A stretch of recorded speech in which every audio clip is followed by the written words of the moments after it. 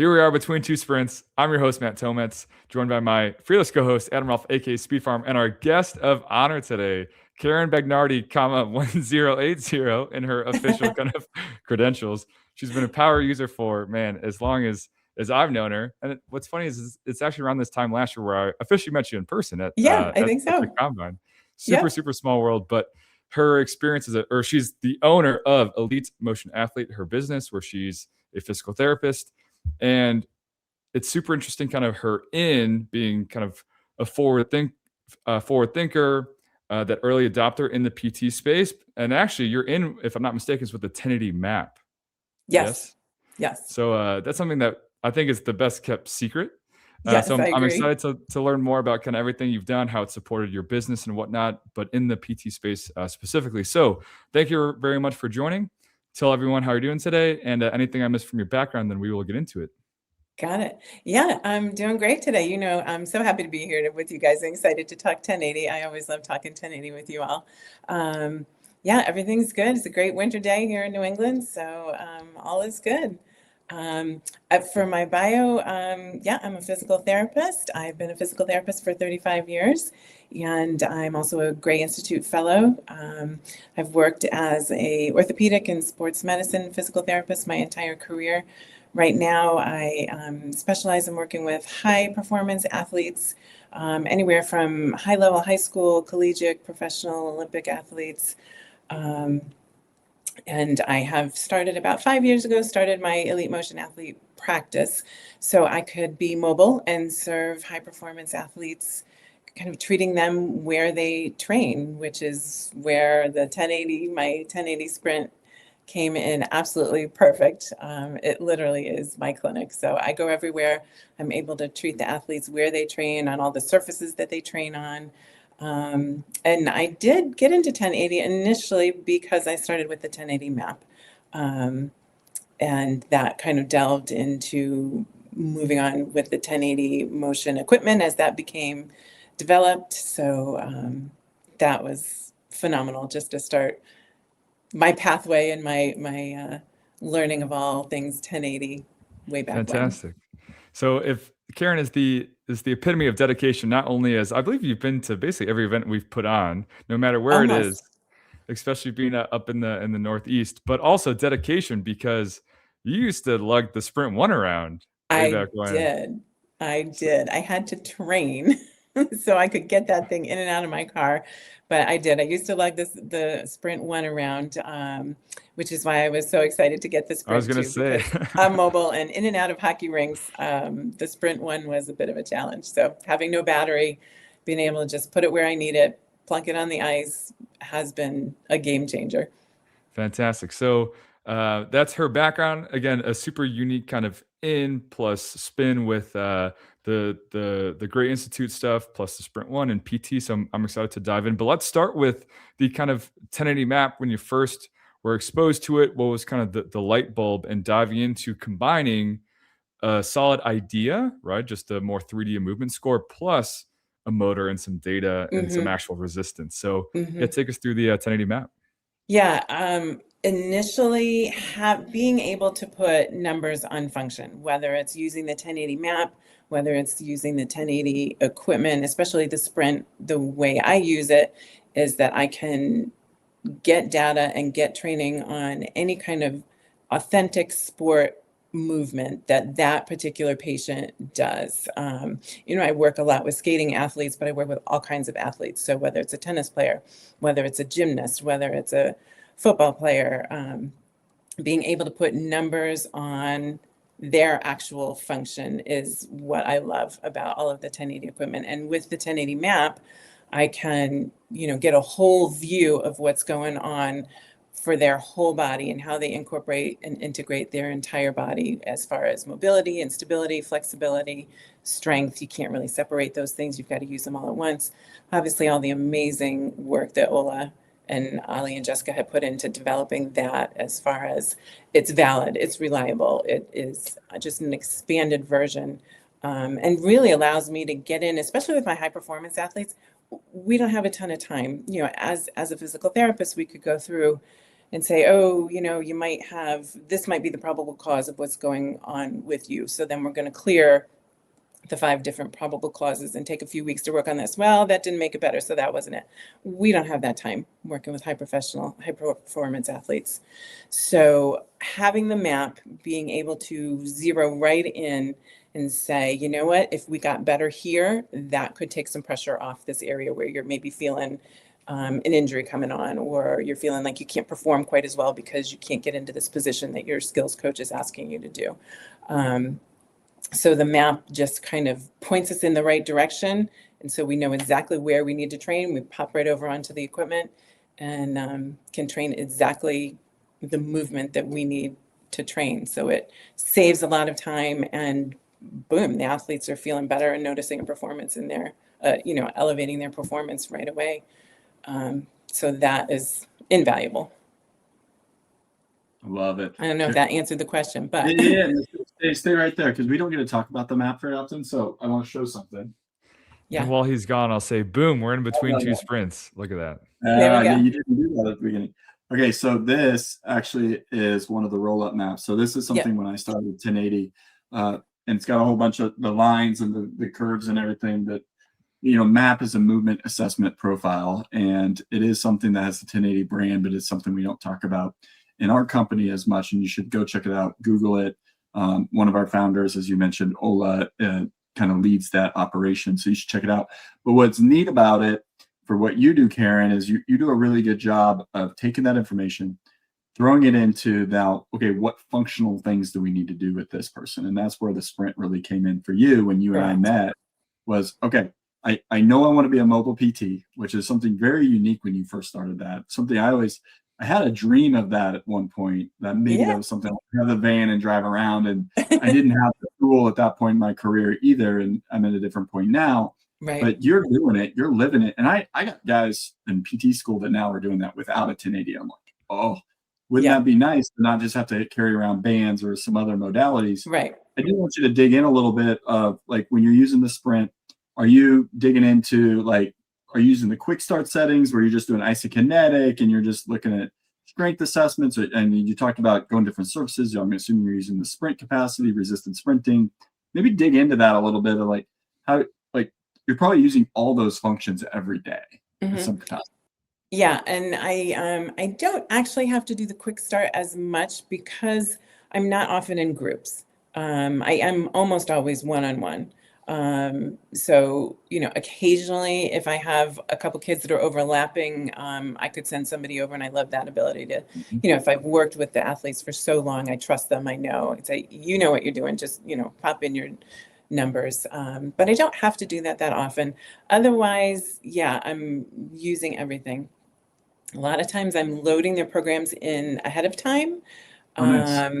So I do like that we were able to load in the program, but mark that this is the actual day that the program ran.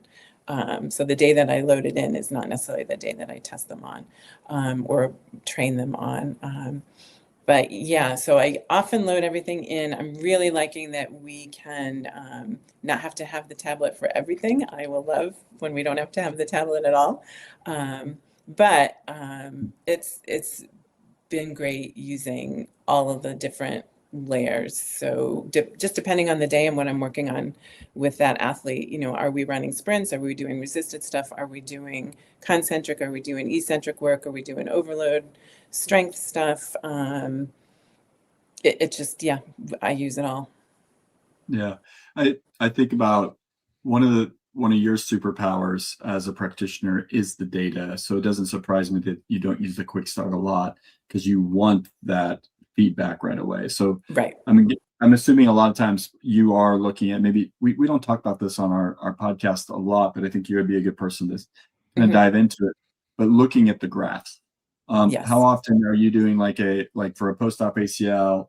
Let's say we're 6 months out, we're already doing running, but are you using the graphs to help say, are we progressing to a heavier load? Are we showing right left asymmetry? Maybe talk a little bit of how you use the data for the other practitioners are out there that are a little bit like, this is foreign, I don't really get it, like maybe your experience. Right, right. There was a learning curve, which you had to be willing to jump in and dive in and figure it out. But you guys, I mean, amazing support from 1080 to help me figure it out, which was great. So jumping in, looking at the graphs, and I'm looking at the graphs. One, when the kids are training, if I'm testing them initially, I'll be looking at the graphs and the data that's coming up on the tablet, so I won't put it on the sprint screen. I'll have it actually on the tablet. I do like the tablet for that. And just, I want to see what the athletes are going to do when they're training, because I'm evaluating them. When they're training, it flips for the other reason. Then we'll use the screen for the athlete. And depending on how the athlete, I will ask them, do you want to see the bars? Because I want you to beat that last rep that you just did. We're going to do 8 reps, try and beat the next, rep, each rep. Do you want to see the bars or do you want to see the curve? And kids always pick different things. I like to watch the bars better. I like to watch the curves better. So I can always individualize it to the best way that athlete's going to be viewing his data or her data when they're coming up onto the screen and actually going through their reps. And then same thing at the end, when I go back and I always, collect the data, give the athletes the overview of what was going on. Yeah, you were close here. You were a little down here. And then I always tell them I go back at the end of the day or, later on and do a deep dive into the data. So looking at what they had from all of their testing before. And even if it's a 6-month ACL patient, I've got data from when they're 2 months. We have all of the progression so they can see, and I can see. I love looking at the graphs to see them start to overlap for the symmetry and start to come down and have the yellow and the gray, right and left are matching. Now it's almost the exact same curve for all of the reps. And the athletes love to see that progression. So that is great, just to be able to show them their success. Look at where you were a month ago. Look at how closely, explaining to them what the graphs mean. But I definitely love to utilize that afterwards for me to get in to help decide, am I treating what I need to be training? Are we making improvements on what I wanted to be making improvements on? Are we not making improvements? Are the graphs not changing in the direction I feel like they should? And the data, the numbers. So compiling it all together.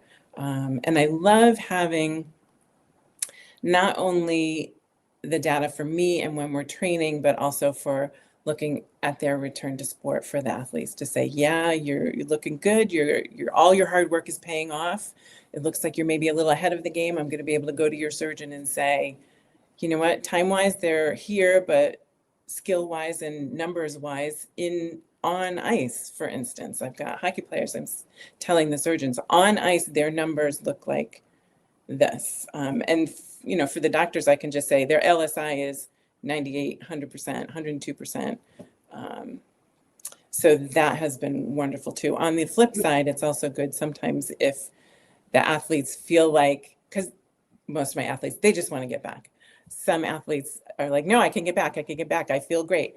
You might feel great and you do look great, but if you're a post-op, if you're ACL reconstruction, if the numbers aren't there, you can actually use those to show the patient, we need to be a little bit more cautious. This is why. It gives them a goal. They know what they need to get to. And so it's an easier way to be able to hold athletes back that are trying to get back too soon if they're not safe yet. But getting them back, it's mostly the reverse. We can get them back sooner, safer. Fantastic kind of background where you had your kind of data forward-thinking innovator kind of mindset, as I said earlier. And I had a question, but I'm excited you brought up the whole surgeon idea, because data is what connects all of us, right? A Newton's Yes. a Newton, 10 meters a second is 10 meters a second, et cetera, et cetera. So when you are running your own show, a one-man band, but you're working with pros, you're collaborating with maybe their high performance staff or even kind of Yep. surgeons, Yes.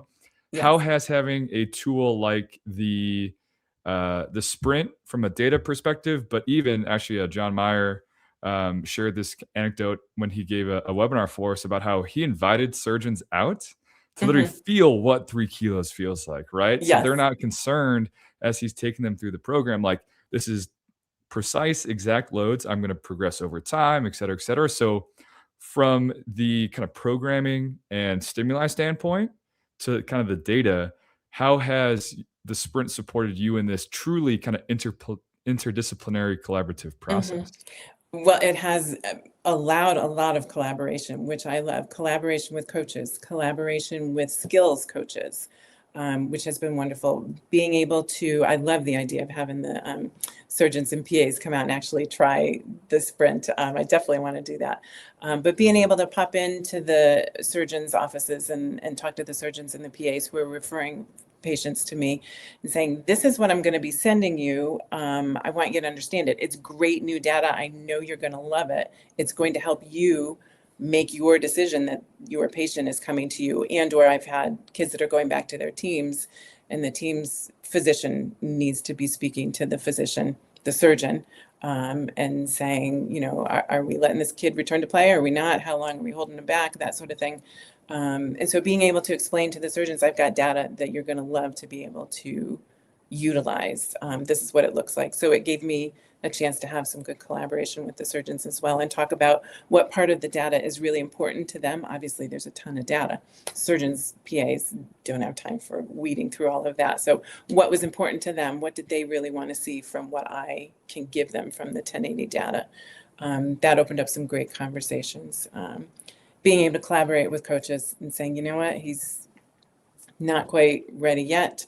Having one of my female athletes, I was on the ice. She's a goalie, and we actually trained with her goalie coach. And so it was phenomenal because he could see things in her skill that was changing that he may not have wanted to change because I had put too much load on. And he said, you know what, as soon as we bumped up that load, and she's a bilateral post-op patient, as soon as we bumped up that load, it threw off the goalie skill. And so we were able to just bump it down just a smidge. We fine-tune it, literally fine-tune the load to where she's working hard enough, but not so hard that it's throwing off her goalie skill. I never would have seen that on the ice, but the fact that the two of us were able to collaborate and for me to say to the goalie coach, what do you think would be a good goalie move or skill that you would want to have them train some momentum in, train being able to control momentum, or they need more strength. So that kind of collaboration has been really fun. Good. I mean, Matt, right? She's got a ton of experience, and those are very unique to your setting because a lot of people don't get to experience that. With you being a mobile PT and just being open to it too, which I yes. Hats off to you, Karen.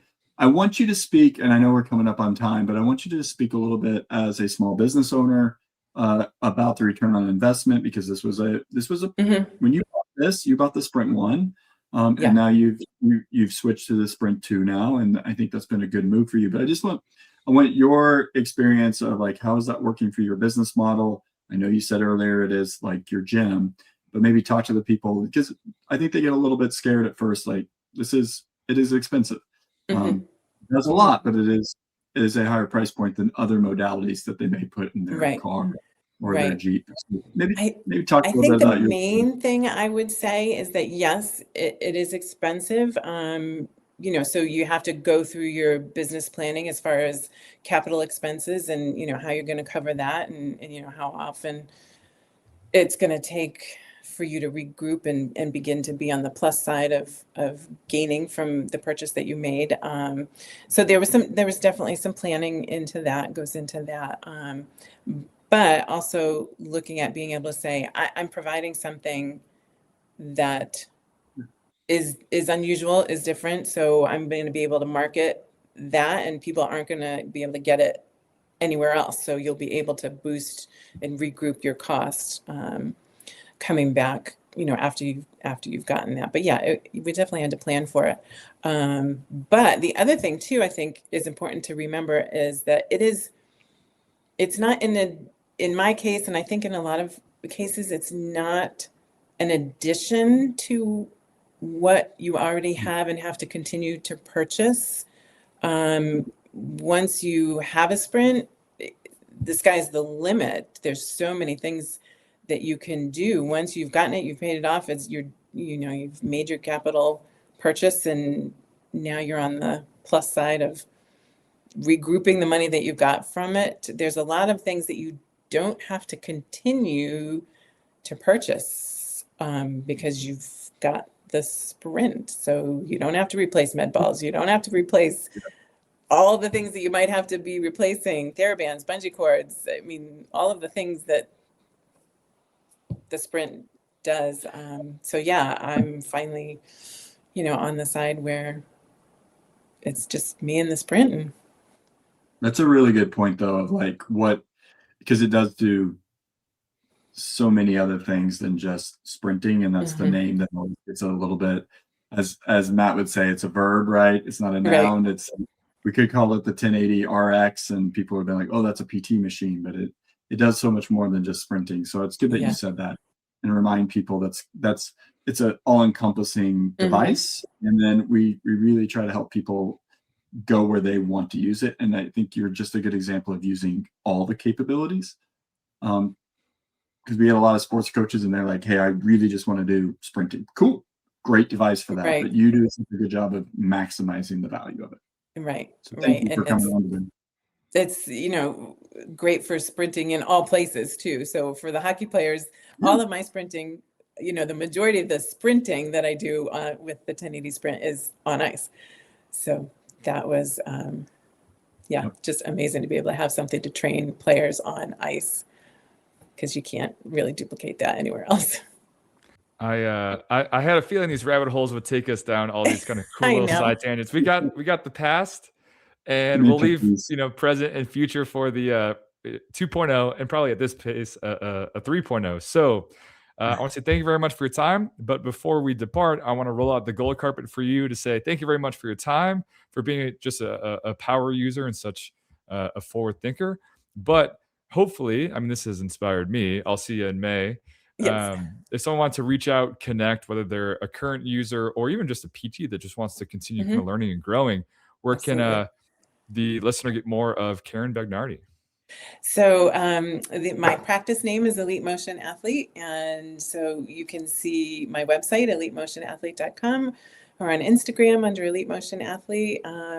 Reach out to me. There's contact pages and phone numbers, and can text to that phone number as well. So I'd love to hear from anybody who has questions, and especially if there's any coaches out there who have athletes that need special support, or athletes that feel like they just want to jump up their game. I often describe what I do as fine-tuning athletes so that they can handle the demands and the training demands of their sport, so they can elevate their game and get some injury prevention in. So I'd love to reach out, connect, collaborate, and see if we can keep these athletes doing what they love to do.